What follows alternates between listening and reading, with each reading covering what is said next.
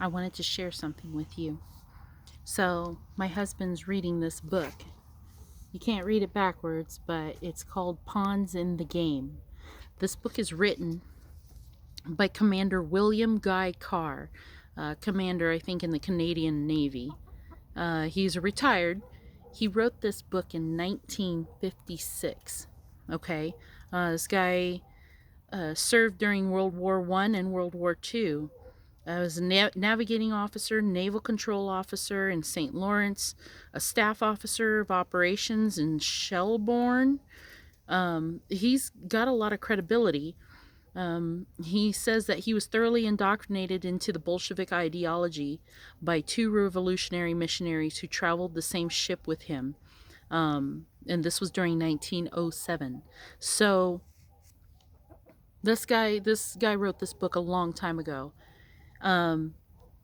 Commander Carr is known to many Canadians who have attended his public lectures. He warns people of the existence of an international conspiracy.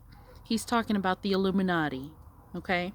He foretold that the conspirators would, unless checked, drag the world into another global war. Commander Carr is determined to inform as many people as possible regarding the evil forces which adversely affect all of our lives and the lives of our children. This was in 1956 that he was writing about this. And so, during his residency in the U.S., he was under surveillance by the FBI because he kept talking about this stuff. Now, here's the interesting I wanted to point out. In one of these chapters, this is what he writes. Listen, it's not long. Bear with me. The trouble today is the continuation of the heavenly revolution, in capital letters. If God has placed human beings on this earth so they may know him, love him, and serve him in this life in order to be happy with him forever in the next world, then it is logical to reason that the only way in which Lucifer could hope to win back the souls in dispute would be to inoculate them with the doctrine of atheistic materialism. Let me just emphasize that word again and think about what I'm trying to say to you. Then it is logical to reason that the only way in which Lucifer could hope to win back the souls in dispute would be to inoculate them with the doctrine of atheistic materialism. I get that the inoculation word in this is used to try to mentally win people over.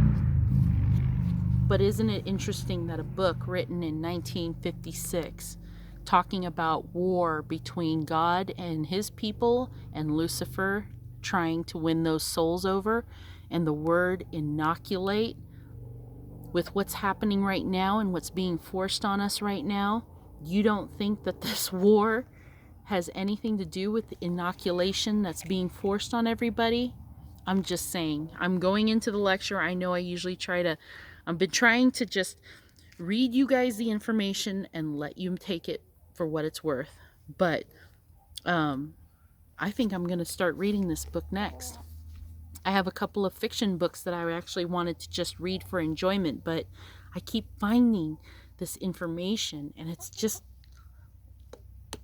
like keeps coming at me.